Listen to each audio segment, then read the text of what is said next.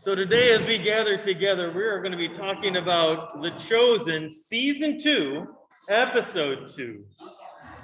And so last week in Episode 1, we met the Brothers of Thunder. This week, I'm really going to have two different questions for you. And it's the same as the last week. What stood out to you and what did you like? But also, two, what didn't you like or what did you struggle with in this? So I'll just ask and open it up to everyone. What did you like about this episode?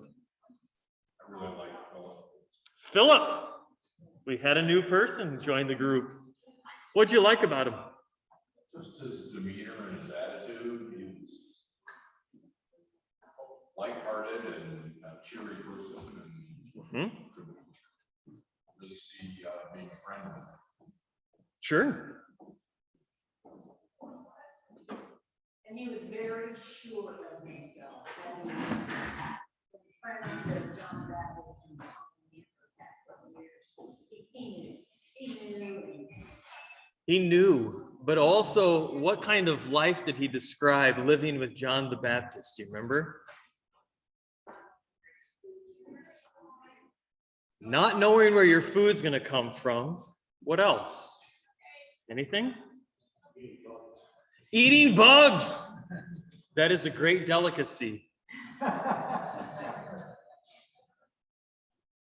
Anything else you remember?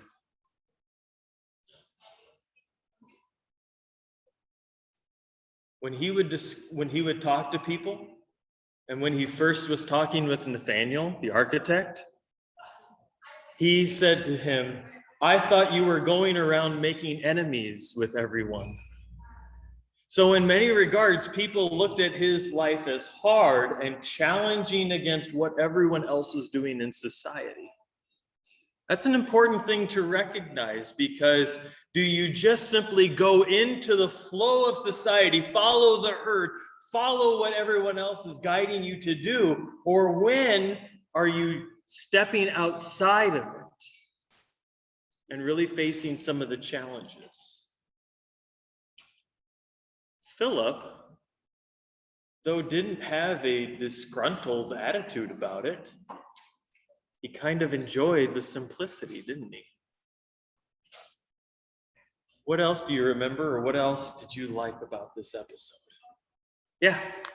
I thought it was interesting how that Simon and Andrew were from the same place that Philip was from, and why did Simon not know him when his brother did? Great question. They didn't have Facebook. They didn't know that they had mutual friends. Oh, how much simpler we have it now. You're right, but there was also something else in that relationship. Do you remember what it was? Anyone?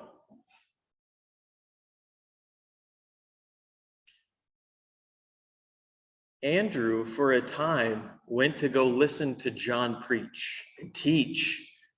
Well, if Philip's running around there saying, this guy's really good, and kind of the hype man, if you will, and he befriends Andrew, and they got to know each other. They knew each other by face or recognition of, hey, I know you. All of a sudden, that dynamic changes. When someone new, though, comes to the group, there are many people who will, who's this guy? How can we trust him? What can we do? It's a common thing for us to do. It's part of our nature. It's part of who we are, that we want to kind of protect ourselves from who might hurt us. And if we don't know something, we have a fear of an unknown. And so, like many of the people there in that group, we might react that same way. Well, who's this person? Why do we need to listen to them? They need to prove themselves to us.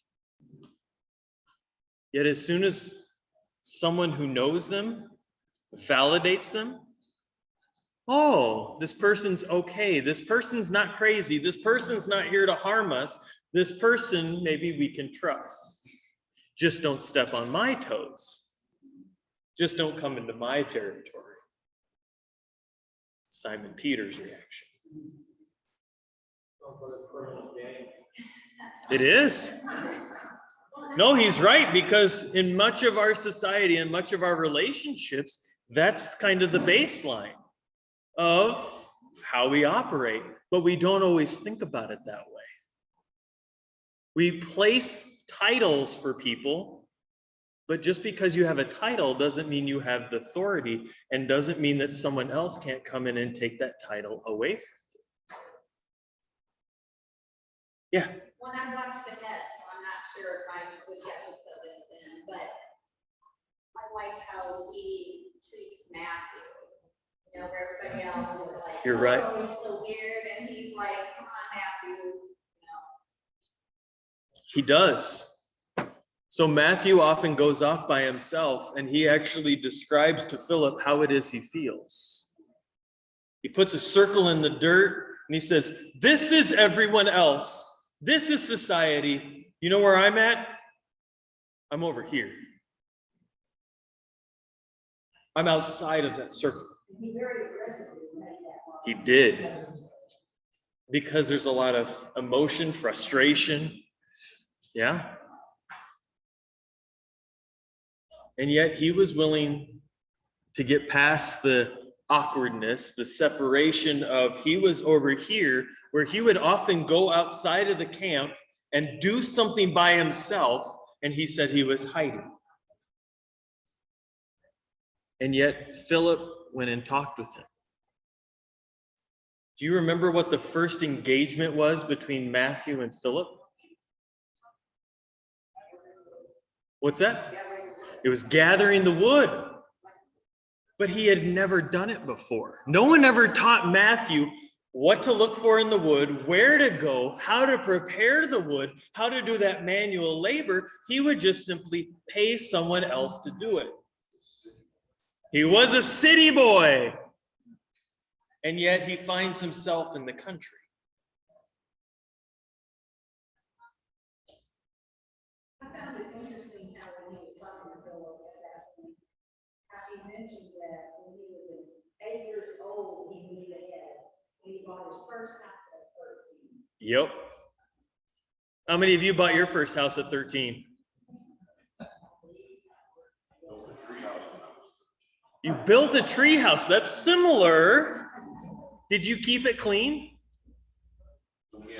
The wind kept it clean for you. Isn't God amazing sometimes? If only we could do that in our homes. Open the windows today and it'll all get swept. Oh, if only. But yeah, do you remember the reason why he had to buy a house at 13? His parents had kicked him out. Does anyone know why he said 8 years old? That was significant. Similar. So by that time, when you're 8 years old, you would have learned how to read, you would have learned how to write, and you would have learned math. You would not have really engaged in some of the memorization or some of the deeper thoughts that are needed in Jewish worship.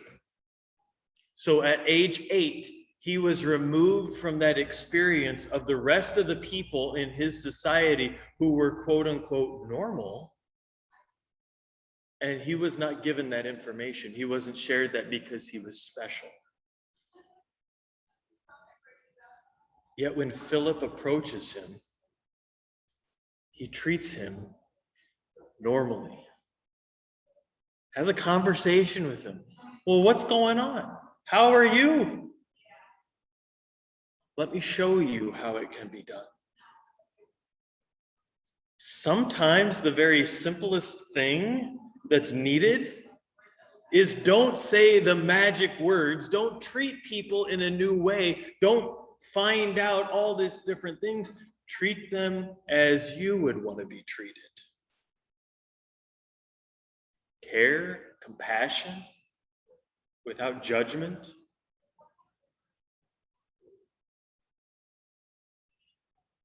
Philip does that.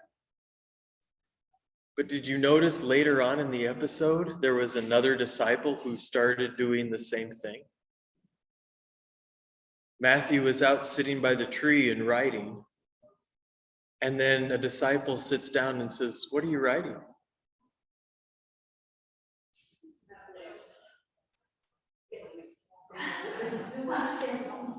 We need a directory, a pictorial. Who is who? And ooh, that is a great question. No, Nathaniel hasn't joined them yet.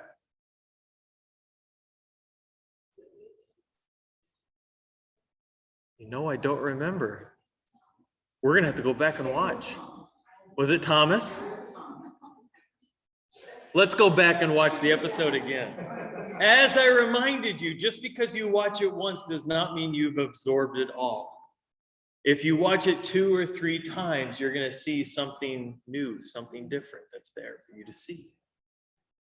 As I'm watching that, I'm really wondering how much of this, where is this information about the disciples? They're really putting a lot of information in there. So some of it is, I'll just say, creative licensing, because it is for the television, it's for the camera, basically. But a lot of it is, this would have been, I'll say, normal customs during this time. I mean, we're talking about at 8 years old, this would have been the time in which you would have been doing this.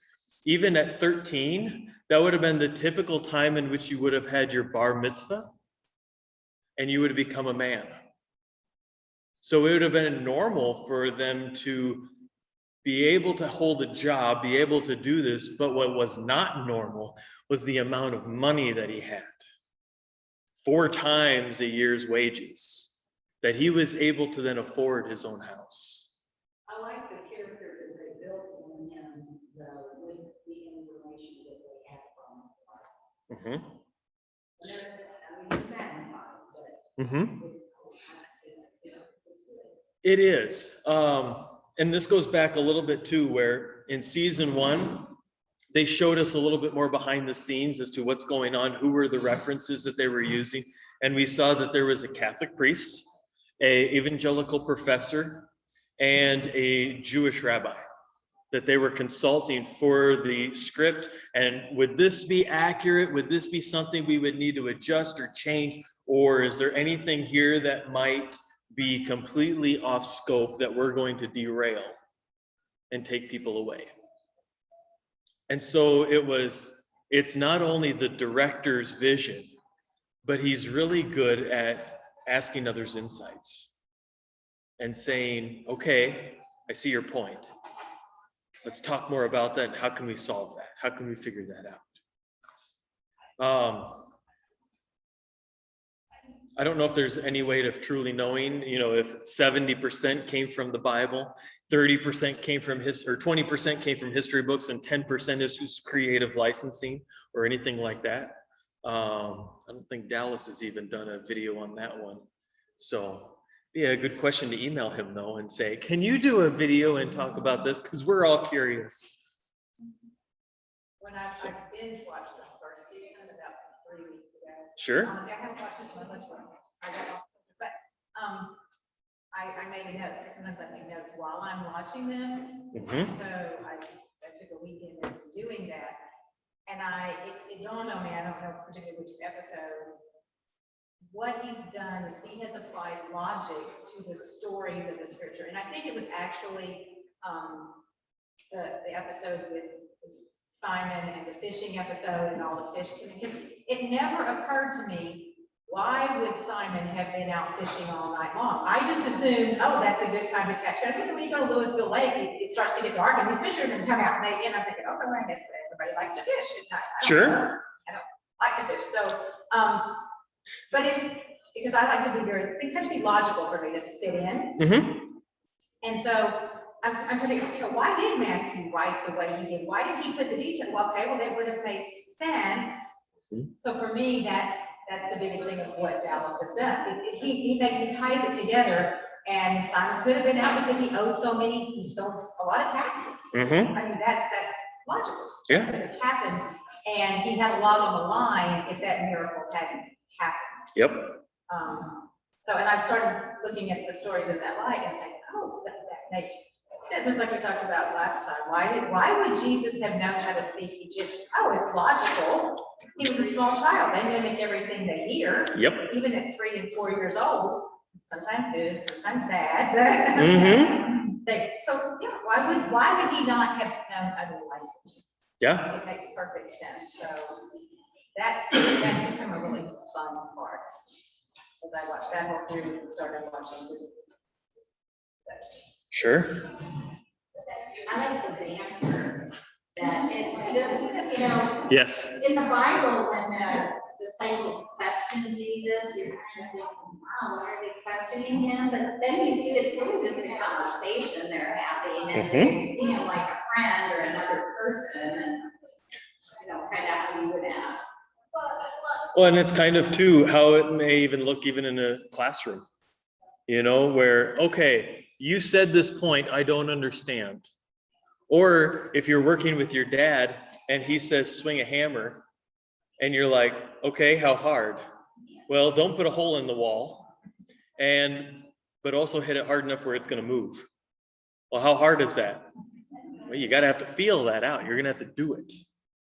And so it's also going back a little bit of that, where he's talking about things that are earthly that we can understand, but then there's a heavenly aspect that we don't always know or understand that we're trying to figure out. The only way to figure that out sometimes is by asking questions. So, yeah. I like two different things. One, when Philip and Jesus met for the first time, and they simultaneously, Jesus said, follow me, and he said, I will. Yep. Basically, at the same time, that was pretty cool. But that whole conversation was pretty cool too. And then I like how Jesus pretty well put Simon in his place. Yep. He's a leader. He wants to take control and dictate how things are done and when and where. Jesus, not yet. But you will, but not yet. Yep. And he did it in such a way that Simon felt good about it. And yet at the same time too, when he was laying out his vision of how the structure would be, you kind of knew that, well, he would be the top. Yeah. I mean, how many of us aren't, well, if we do this and we leave these smaller tasks to these people over here, but then I'll take care of the big stuff. I'll make the big decisions. What makes you think your vantage point is going to be right? Do you want that responsibility? Are you ready for that responsibility?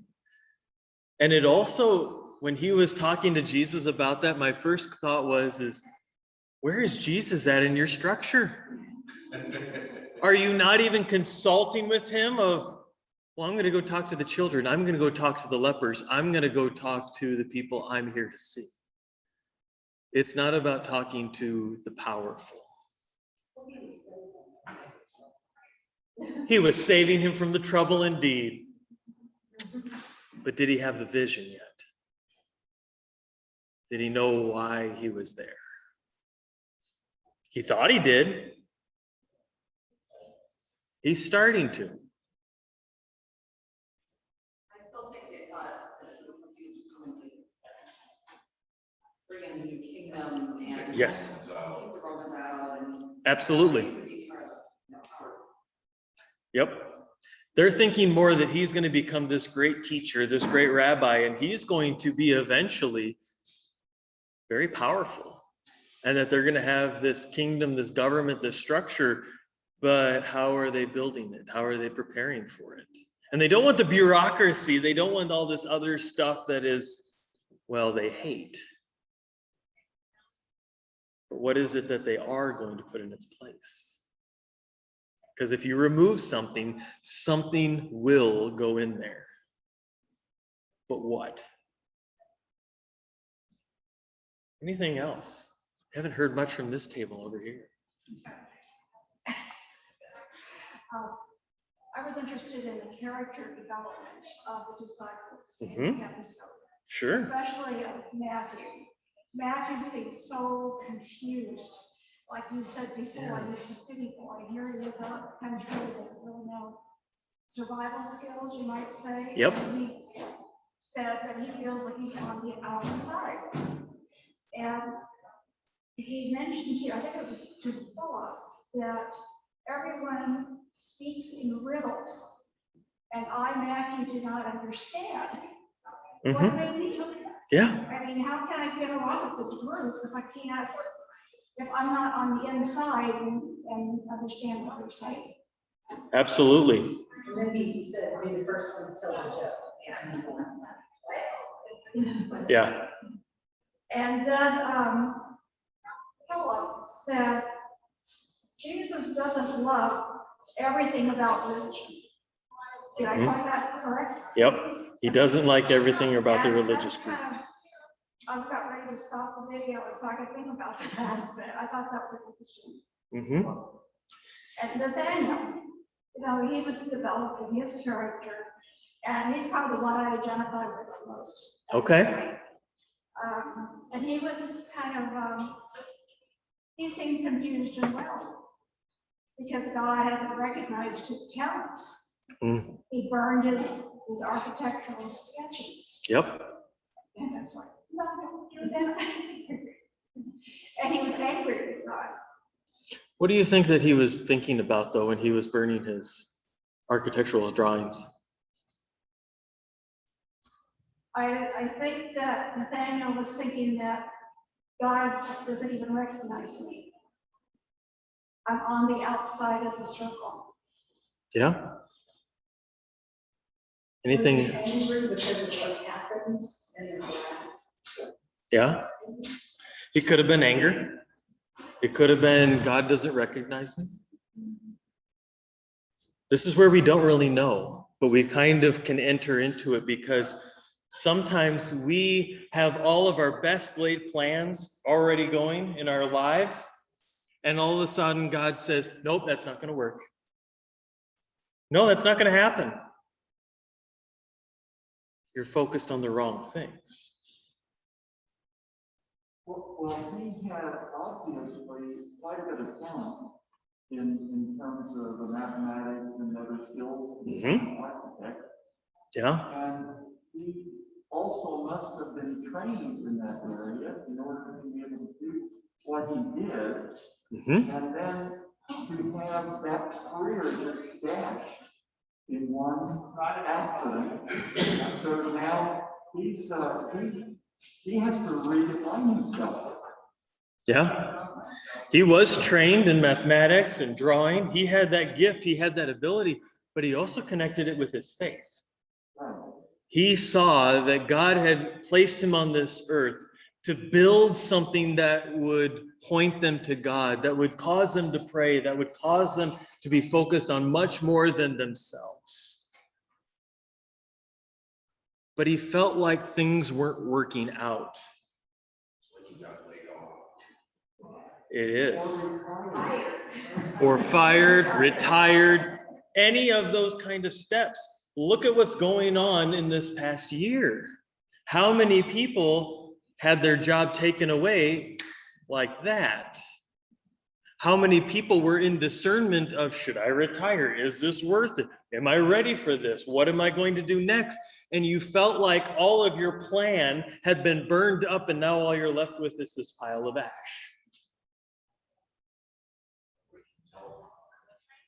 What's that? When telecom crashed? Yeah. But it's not the only time that this has happened. It happens over and over again. Yeah. So what do you think the significance was, and I'm sorry if I just didn't get it, of the dusting of the ashes? What was that all about? So when you were in mourning, you would often demonstrate it. You would burn, you would offer a sacrifice, but then you would also place that upon yourself, and it would be, the sin is upon you. And this is your time of mourning, and you would signify to others Please don't bother me. I know I'm crying. I know I'm doing this. It's not for comfort, and I don't need your comfort right now. I need to get these emotions, these feelings out of me. And it's part of the healing process. It's one of those things that I'll say in Western society, we are very much private with our torment, with our sadness and our mourning. We prefer quietness. We don't want to necessarily see you crying because it might make me cry. And yet, how do you mourn? How do you heal? There are other cultures where if you're not wailing, if you are not weeping, if you don't have a crowd of people that are supporting you, people are wondering, what's wrong? Are you not mourning? Did this person really not matter to you? Do you not care? And so much of that ash being taken over and poured over his head is him lamenting what's going on in his life. And when he went to the bar and explained it to the bartender and says, a great man who had a vision, who had this mission, who wanted to do this and do that. And then at the very end, what does he do? He says to the bartender, that man is me. Well, how did the bartender react? Yeah, I knew that. I'm glad you recognize it. No. Two different cities. So keep in mind, Nathaniel is in Caesarea Philippi, and Jesus was down in Nazareth. We don't really know, I guess, really the town name exactly. We know it's in Galilee. We know it's in the northern shore of the ocean or the sea there, but we don't know exactly which town it is.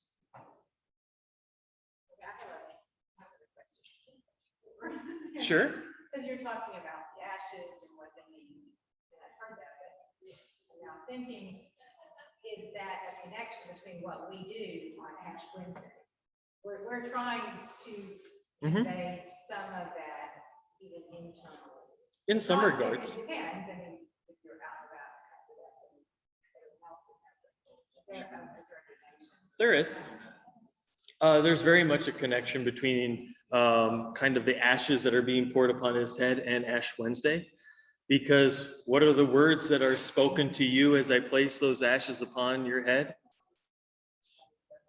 Remember, you are dust, and to dust you shall return.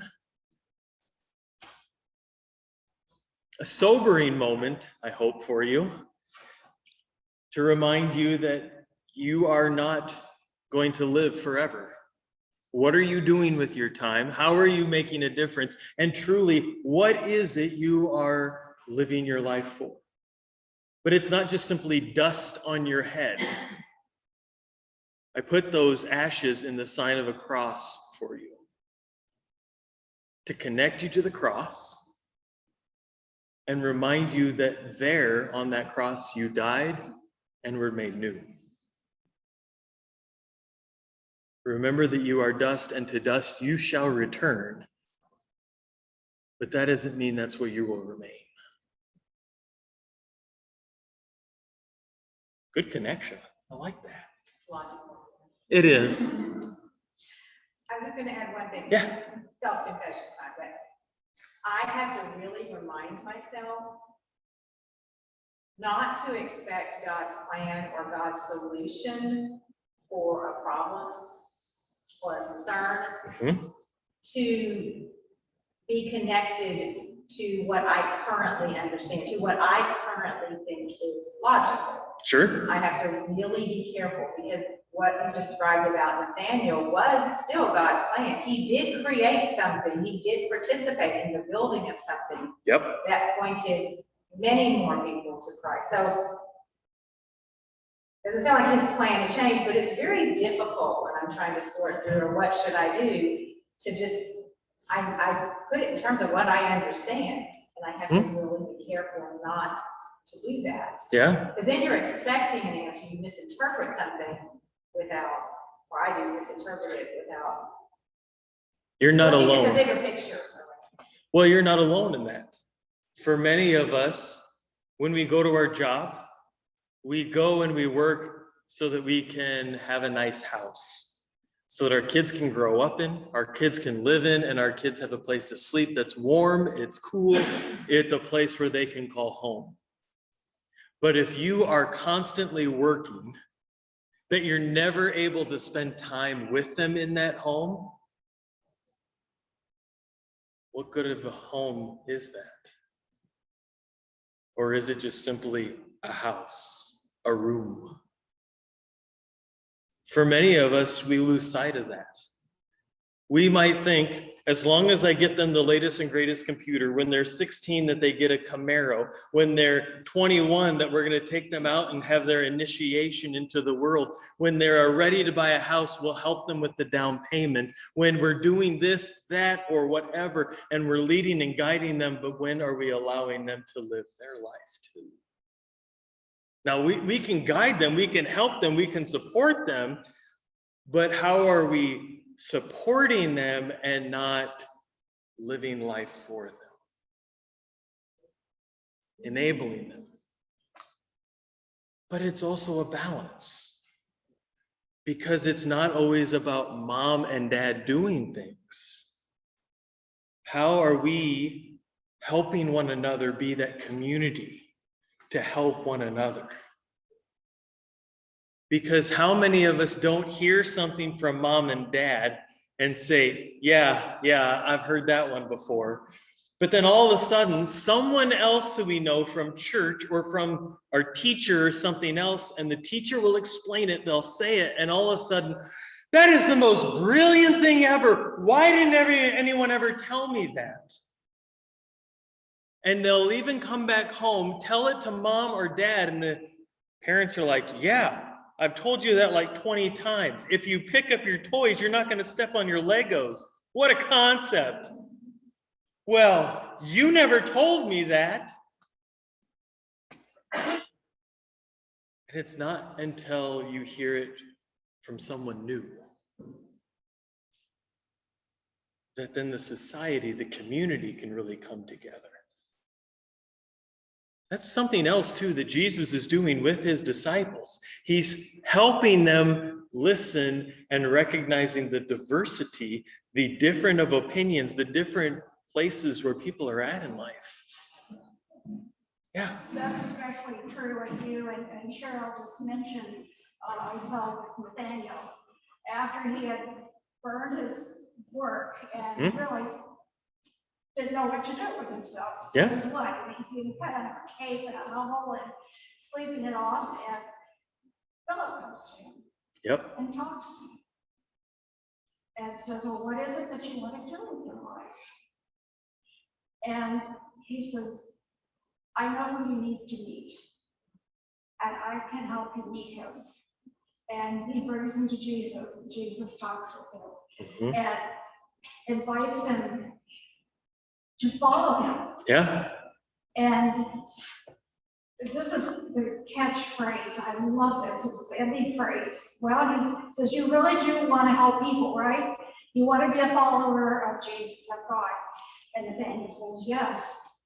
And Jesus says, can you start tomorrow? Yep. Beautiful, brilliant. Yeah, absolutely. Yeah. To me, it shows that sometimes you have to be at that, in the series, you see people at their low point and they're ready for a change because what they're doing isn't working. Jesus comes along and says, follow me. And they're like, yeah, I'm ready now. Or they might not have been ready when they were building a successful thing. And if you want to interview after with that woman that said, oh my gosh, that was me, that was my story, and Dallas said it was based on his story. Yep. That's cool. That was moving. Yeah, as you're watching this and as you're experiencing the lives of the disciples, keep in mind this is 2,000 years ago. Before Facebook, before cell phones, before all of those other things, and yet their experience is like looking in a mirror. This is something I always ask myself whenever I read history. Why haven't we learned? Why are we making the same mistakes over and over again?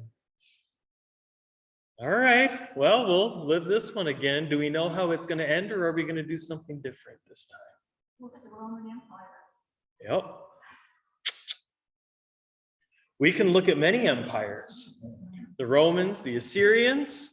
We can look at the Byzantine Empire. We can go to any empire in our history that we have records of and see what caused its downfall. And as soon as we start saying, no, that will never be us, we're going to avoid that, we're going to stay away from that, it's almost more like we're running towards that very thing. Because we're so adamant against it, we actually fall into it. And it happens over and over again, from individuals to societies, nations. So what's the answer? Pray.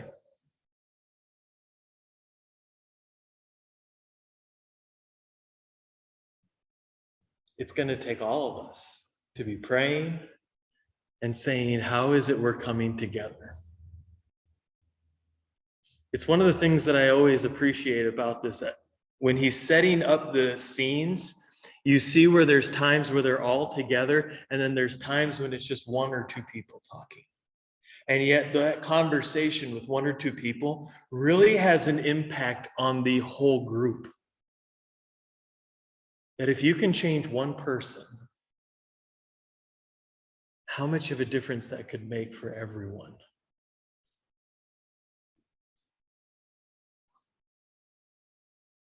It's something to keep in mind, even as a leader of the church. How are you going to say that? What are you going to say? When are you going to say that? Are you going to say anything at all, or do you simply need to ask a question instead and let them arrive at the answer? But also recognize too, you don't always get to give them the answer.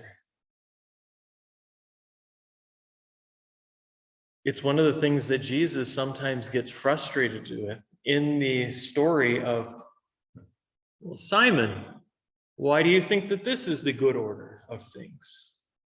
It's not yet your time.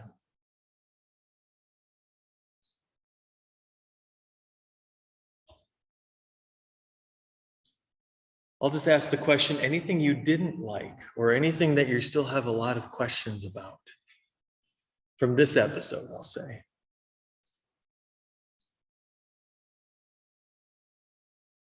One thing that Kimball and I were Mhm. noticing when they were on the path, where all the people were walking back and forth.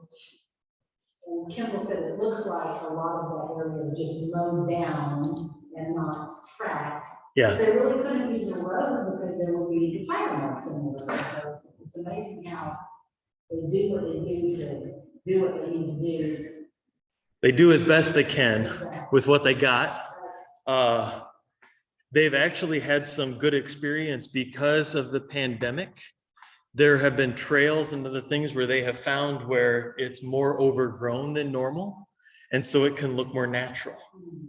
But then there's been also times too where they have gone to trails and they've had to worry about the people that are traveling who are going because of the pandemic. They're spending more time outside. So they've been having a little bit of that struggle as well. And watching the bloopers, when we saw some bloopers in the front. Yep. And Jesus is standing there, and then all of a sudden, someone's horn starts looking. It's like, yeah, I think that they're probably getting pretty hard back. Nope. All right, we'll wait for that one to pass by. When he walked out, and he's leaving, he says, goodbye, and he walks out, and goes this way, and he's like. And turn the other direction. I can't keep people straight. To me, they look alike. I can't remember which one is the Sons of Thunder, which one's this and that. You know, there's only like real distinct people. And I'm like, okay, that's fine. You know, but Sure. even Nathaniel to me looks like somebody else there. So here's what I'll recommend. If you go on their website, they will have a picture and the person and their character. And that will really help you kind of make that distinction. It's kind of like our pictorial directory at church. Who's that person? Look them up. I had to look up who the 12 disciples were because it's like, oh, okay. So Yep. he's going to be a disciple. There's some odd names in there. Oh, yes. I don't remember. Yep. And it's one of those things too, when you don't have a face with a name, it's really hard to conceptualize, which I really find that with this chosen, now you're able to put a face with a name. It may not be the actual person, but at least now you're thinking about this, and it can give you something more concrete to focus your mind around. But still, it comes with challenges. So I have a question a little bit about minutia, not as far as the story, but they told us last night, this is the last time you can watch it on YouTube or Facebook. And of course, we stream to the big TV. I'm not gonna try to watch here. Sure. I don't know if their new interface will do that. It's going to be something they're going to have to navigate. So they did do season 2. All of season 2 is on their app and it's on YouTube. So that will be, but this is where I think they're going to start going. Season 3 is really where they're going to start doing it, is my understanding. Okay, when we watched season 2, what we found last night was the video was season 2 and 3. Oh. And he said that he got permission from the investors to go ahead and show the season 3 or. Now, we're not watching live stream. Yeah, that was 4 months ago. But it Okay. said there that this will be the last time you can watch us Gotcha. on YouTube or Facebook. Yes, right. I can do that tomorrow. Okay. It's all I care. You know, it's like reading. So there's different platforms here too. So YouTube and season 2 is all out there. They premiered each one of them so that they're there. If you're on YouTube though, you might have a little bit of like a half hour of Dallas, his wife, or someone else from the series that you kind of fast forward through, or you can enjoy the conversation, your choice. And then I like his enthusiasm. I do too. He's got some good things in there too. Some of it is a little bit of a sales, which is okay too, because let's be honest, he's trying to raise funds for the next 6 seasons of this too. I mean, he's nowhere done. He's nowhere near done with this project. So I also understand that. Is he gonna go all the way to the second coming? I don't know. We'll have to watch and find out, won't we? I doubt he's going to go that far. I think he is going to go probably just with the Gospels. But then too, what is Easter going to look like? Is he going to go into Acts? I know he has all 8 seasons written, but he has not shared what those look like. Every day may change your direction. So I do know though that there has been some talk of season 3 being not on some of the platforms, but at the same time too, it's one of the easiest ways for them to get it out and to also fundraise for the next seasons. So we'll see where it goes. I know some churches that have also bought the DVDs and have done it that way, where they're doing watch parties. So they'll gather together, have a TV just like this up here, and then they will actually then watch it and then talk about it. It makes for a really long time to be sitting here and talking though. And some people, me included, need time to kind of sit and process and say, okay, what was going on here with Matthew and Philip? Why was Jesus only talking to this person? Why didn't he gather all the disciples and go, look, fellas, I know you have questions. I'll come to them. Now we're going to have the Q&A. Let's answer them. Ladies, we want you to feel like you're part of the same group. So we're going to also allow you to learn Torah. He doesn't do that. He has it happen more organically. He wants to see where it goes. He knows the people who he's called. But when will they be ready? Or will they ever be fully ready? Sometimes it's not until we're at that point in which we are ready for change, in which now we're ready to go, okay, fine, I'll stop doing things my way and I'll do it your way. But boy, is that hard. Yeah. During the beginning of the episode, we didn't see Jesus. But Mhm. he came in then to the camp, he had part of the camp for 2 days to think about what to tell the others. Sure. And I'm trying to think, okay, what is he going to tell them? Is it his departing death, or is it too early for that? So he does leave for 2 days and he goes to pray and he's trying to figure out how to tell them about his death. He knows about it. Is it too early to tell them? He doesn't have all 12 disciples yet, but he knows who he's going to be calling. But how do you tell someone that you're dying? What do you think their reaction is going to be? Each and every one of us in this room is going to die someday. But how many of us like sitting down and writing out our wills that we're not going to be here? It's not always a pleasant thing. Or know the time and place. Or know the time and place, or the circumstances.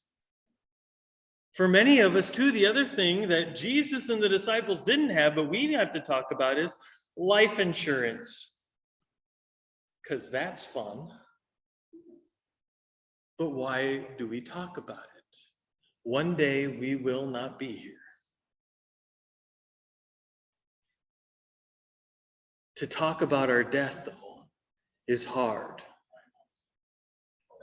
Yet many of us struggle with, how do we talk to someone who is dying and they're still in the room?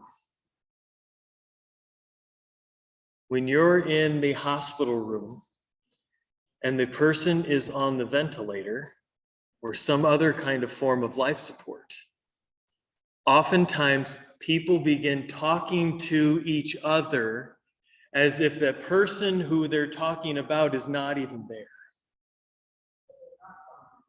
They're still there. They're still listening. They're still hearing you talk as if they're not there. And you're no longer including them or even caring about them. It's something that I had to learn as a chaplain when I did that in the hospital of, Mom's still here. Have you asked Mom what she wants for her funeral? Keeping in mind this, the funeral is not meant for the person who died. It's for the people who are still here to begin their mourning in order to begin that process of healing. It's not a celebration of life of what has been. It can be some of that. But it's truly being reminded of the promise and the presence of God, and that they're still with us. God is still with us. And his unending grace and love will never separate us. Yet many of us don't like talking about death. It's one of the main reasons too why Maundy, Thursday, and Good Friday are some of our lowest attended worship services. But when it comes to Easter, when it comes to the celebration and the great cheer, guess what? People are showing up. They're there for the food. They're there for the fun. They're not always there when things are hard. Different personalities react differently. They do. I would do hospice admissions and everybody would be answering for the one person I was there for, and you have to politely say, Nathan, how are you feeling? How, you know, and you really have to focus it. And a lot of people do that because they want to make it, you ask them, they want to make it easier for the person who we all now know is terminally ill. Yes. So you have the group who doesn't accept that. Oh, they look like they're getting better. Maybe we don't need, you know, so you have that group. Yeah. You also have that group of family and friends who treat you as if you're already dead. I mean, Yeah. they are in so much mourning, they can't deal with it, so they don't visit you anymore. I can't stand to see so-and-so, we didn't usually put people on beds, but Yeah. they were, but I can't stand, I don't want my last memory to be like that. Try Correct. to help them along and say, in 5 years, some of the best conversations you can have with somebody are during those moments when it's just you two, because a lot of people just, in our culture, just are not comfortable with sitting, Yep. doing nothing, doing nothing. So the logical side of me says Jesus had to be considering all of that. Will there be some who run? He knew the answer, but will there be some who run because they can't stand the thought? Will there be some who say, yeah, we know you're dying, we're all dying, so that's gonna come, 3 years from now. I mean, I can remember contacting my uncle, and he phrased it at, if your father dies, and I just literally looked at the phone and thought, what do I say? Yeah. Because you're never gonna get to that point, and you're not gonna come now. And so you have all of those different kinds of reactions that seemingly people think they're doing the right thing, but in advance that you are going to regret not having spent that last moment. Some people don't handle the last few hours well, and it's rough for them, you have to help them through it. But I feel like a lot of what Jesus may be thinking is, how do I get them over this? If I'm going to start talking about it now, what happens to the people who aren't in my group yet? How are they? Yeah, you want to join our group? Guess what? This guy's going to die in a couple of years. Yeah. It's not just that he's gonna die, it's one of them is gonna betray him. Yeah. And so, That's the kicker to me. And we haven't met that disciple yet. but yeah, it's pretty much a cultural thing too in our culture. If you ever get a chance, find somebody who's doing the Is It I based on the Last Supper.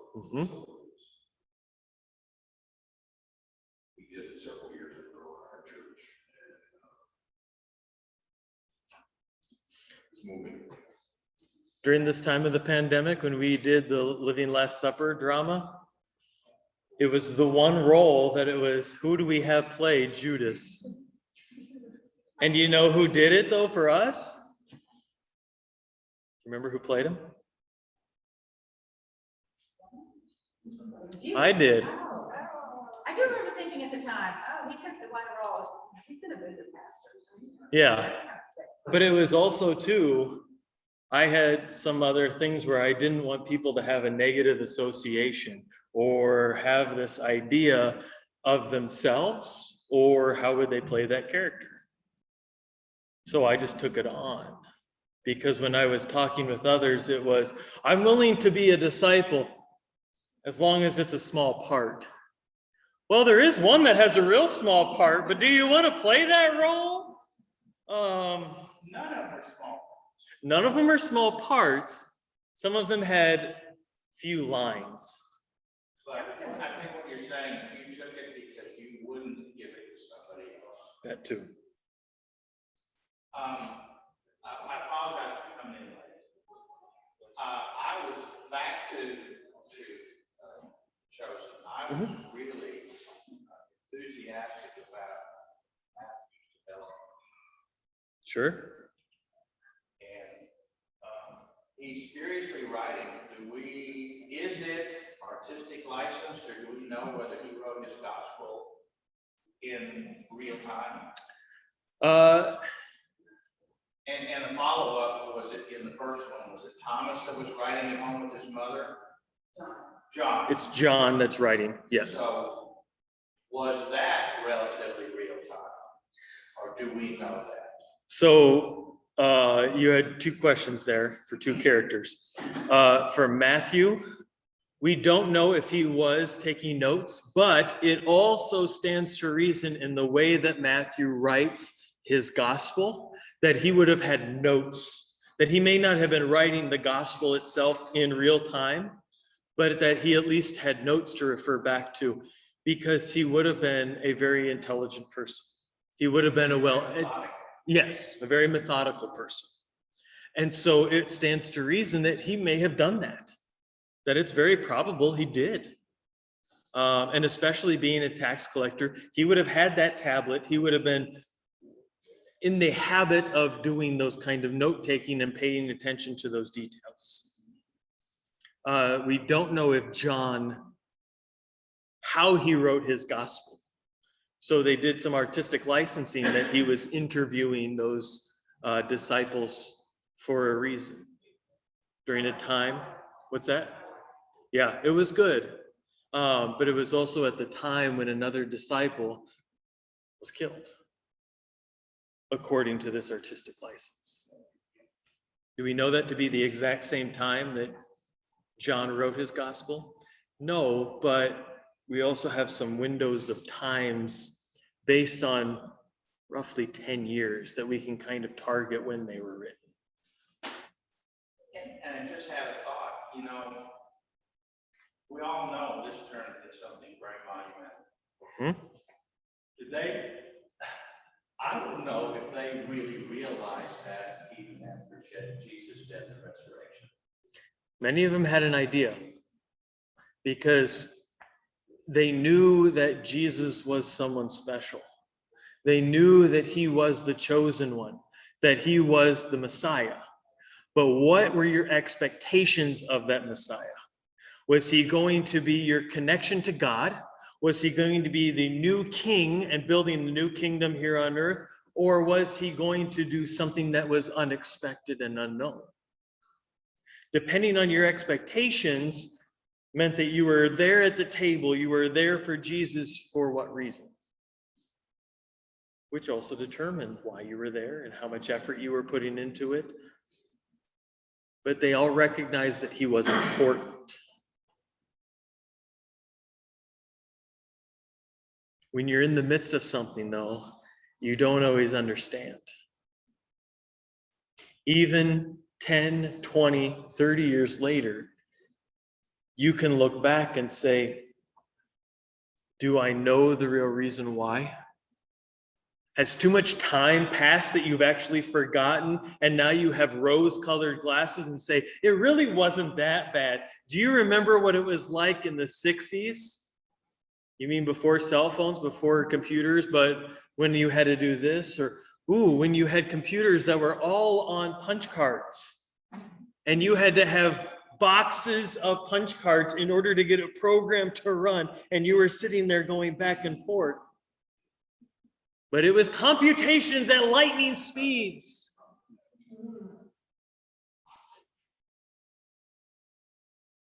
Do we remember that? Or did we forget some of that? I wasn't there, but I can remember some of the aspects because of, well, museums, they help. Sorry, not museums as in people, but actual buildings that are museums. Okay, sorry. Yeah. Just one brief point that hasn't been mentioned yet. There were two women in the episode, and they wanted to study the Torah. And so they go to Matthew. And Yep. surely Matthew would know, right? He's the educated one. But he said, no, I can't do that. Go to Philip. So my question is, 2,000 years later, are women still accepted in synagogues to read the Torah or should be educated in it? So two things I'm going to mention. They go to Matthew for supplies, for writing and tools to actually do the writing. They are hopeful, though, that he would work with them for something for that education. He goes to Philip because Philip was the one who actually has treated him kindly. No one else had. And he makes that clear even to the women. Ouch. The second part, though, was about Jewish customs today. Now the Jewish people have kind of divided themselves, much like Christians have in different denominations. They themselves have different groups. Different groups will place women at different places. There are some in which the women can be rabbis. They can be up front. They can be taught. They can be teaching. There are others, absolutely not. We still regulate the women to the back, up in the loft, or back behind in separate spaces so that the women are not distracting the men. And that there is that separation. And the men are only able to do the learning. Now, many of them, though, will teach their women, but it's not as in depth, and it's also how shall I put this? It's a design of their society in which a man and a woman are connected in their faith and in their need for one another for the sake of their family as a whole. That when the man is active in the faith and the woman is active in the faith, that it's much stronger. Much in the same regards, vast majority, percentage-wise anyway, women are more likely to be active in the faith. One of the greatest motivators for men to go to church, this is years ago, was to go and find a spouse. They would not find them at the bar. They could, but you kind of wondered, oh, okay, is this going to be long-term or is this not long-term? But if you went to church and met someone and you were set up that way, all of a sudden it would be a stronger marriage. And so it's partly by design that they would also do that, even still today. But it's also something we as Christians don't always do, is teach Hebrew or Greek or anything like that. Right now, we're just trying to get people, hey, read the Bible. Have you done that? Okay, just in your own language, in English. I'm conscious of our time. It is 11:45, so if you need to go, please do. Any last questions, ideas, or comments? Seeing none, I hope to see you next week as we're talking about episode 3 in season 2. Thank you.